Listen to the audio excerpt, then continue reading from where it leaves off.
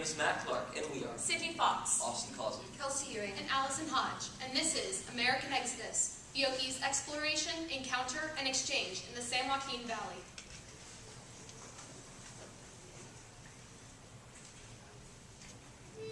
During the 1920s, the United States benefited from a bustling economy. However, this golden age came to a screeching halt when the stock market crashed in 1929, leading to the Great Depression. Times were difficult for most Americans. However, they were even more challenging for people living in Oklahoma, Texas, Arkansas, and Missouri. In 1931, severe drought and dust storms like no other fell upon these states, marking the beginning of the Dust Bowl era. faced with the destruction of their fields, homes, and ability to make a living, many explored the idea of migrating to new land with better job opportunities. Thus, the exodus to California began. When these migrants arrived in the San Joaquin Valley, they encountered discrimination, low wages, few job opportunities, and horrible living conditions. Nonetheless, over the course of several decades, Southwestern migrants would engage in a cultural, social, and political exchange with native Californians that is still evident today. In 1930, there was no better place to live than right here on the Great Plains. We were living the good life with a record-breaking harvest. But not today. Years of drought and black cloud dust storms have brought ruin to our land.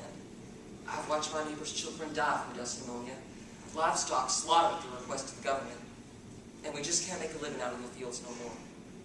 It seems like God himself has forsaken this land. Now, I'm faced with a decision. Leave my home or stay and starve. Is it true? I heard you was considering leaving. Yeah, I'm afraid so. We weren't able to pay the taxes on the land this year, and it's only a matter of time before the bank takes it away. I heard there's work in California. Well, we'll miss you. Sandra and I are going to try and stick it out. Hope these new tractor machines won't kick us off. Luck to you. Godspeed. Pa, is it true we're leaving? We're going to California? Floyd, there has to be another way. We can't just abandon our land. This is our home. What choice do we have, Imogene? There's nothing here for us, and everyone is saying California has work.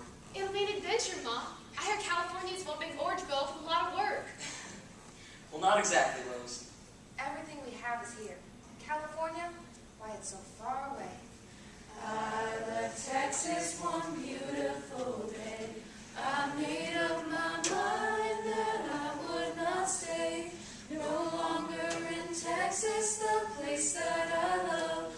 Though it was like giving up heaven above. Over 300,000 Southwestern migrants sold everything they had to buy transportation west. Most took what little possessions they had left, fit them in the car, and made their way to California on Route 66. By the end of a week, they had finally arrived at what they presumed was going to be the land of milk and honey. Further on in California, over mountains and plains, to the San Joaquin Valley we drew up our reins. The state of California where the sun always shines. How I did wish for Texas, that old state of mine. Ma, where are all the orange groves? Hush now, Rose. State your business. What reason do you have to cross into California? We're here from Texas looking for a fresh start. We're headed for the San Joaquin Valley. We hear there are jobs in the fields. Yeah. I know about those dust storms going on in the plains. I don't know what you heard, but there's no work for you here. I see hundreds of Okies every day, all looking for work. Okie? We're not from Oklahoma. You all look the same to me, looking for something out of nothing. Now move along before I change my mind. Ma, what's an Okie? I don't know, Rose, but it doesn't sound good. Migrants set up camp wherever they could, pitching their tents near an irrigation ditch or on a side road where a spring of water was available. From a distance, they look like a city dump. And well it may, for the city dumps are the sources of the material of which they are built. It is only on close approach that it can be seen that these are homes. Well, this is it. We'll stay here for now. We're staying here? Where are all the houses and stores? Where are we going to sleep? Why, this don't look like nothing but tents set up on cars. The drinking water don't look safe at all, Floyd. The people here look so sick, and everyone's so dirty. We don't have any other choice for now. I'll try and get us into one of those FSA camps soon. Citizens of the Central Valley saw these ditchbank camps as a health threat, and the Okies themselves as a people fleeing their home state for the easy relief payments of California. Many began to speak out through newspaper editorials, or by forming groups like the California Citizens Association. Welcome to the CCA. We've gathered here to discuss the ongoing migrant problem. Have you seen those tents set up on the sides of the roads? They live in filth, spreading disease to our community. We've all seen the ditch band camps. The Okies are creating a burden on our state and counties. My taxes have tripled since they've arrived. They can apply for assistance after living here only 1 year. Why should we have to pay for a problem that started in another state? We can't afford to have these migrants here, taking our jobs and using our resources. California jobs should go to Californians, and not to the horde of empty bellies from the Southwest. One of those FSA camps is being built next to my property. Knowing the character of migrants from my experience in dealing with them, I object to these hordes of degenerates practically living in my backyard. These sharecroppers are not a noble people looking for new land or seeking an education for their children. I do not want these vile people at my door to depreciate my property or loot my ranch. We must demand that the federal government shut down these labor camps.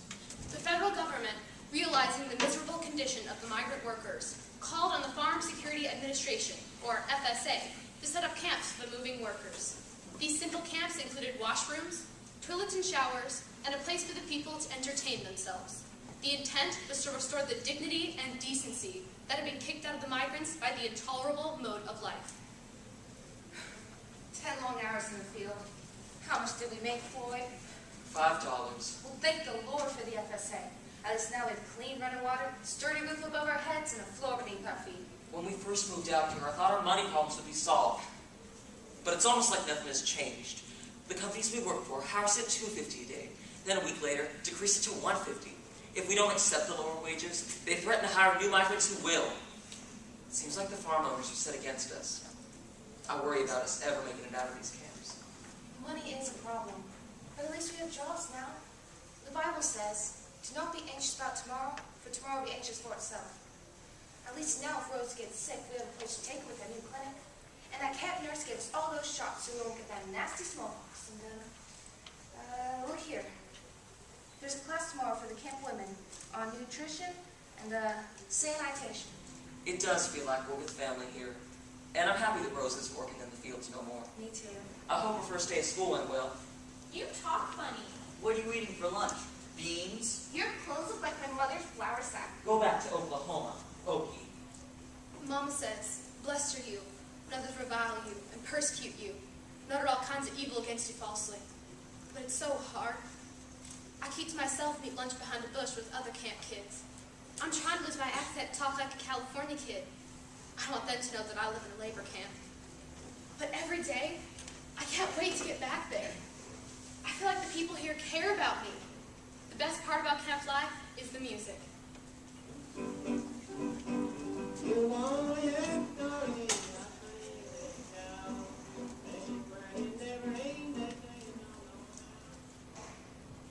Yesterday, December 7th, 1941, a date which will live in infamy.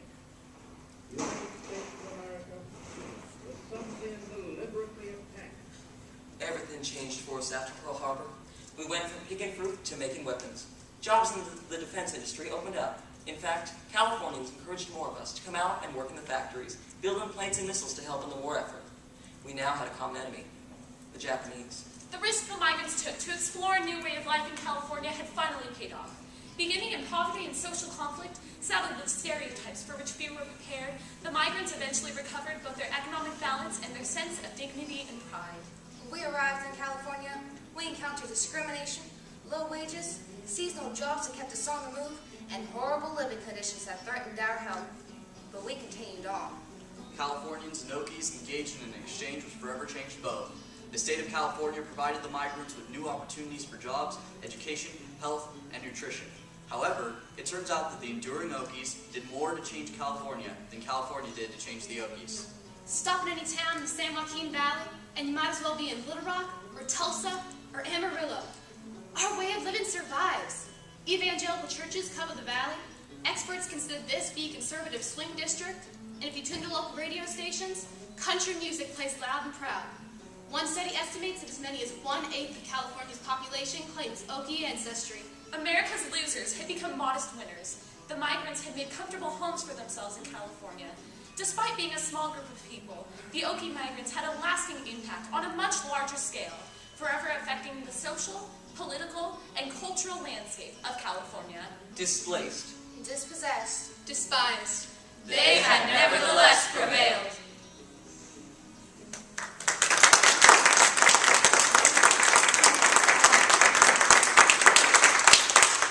Very nice college performance.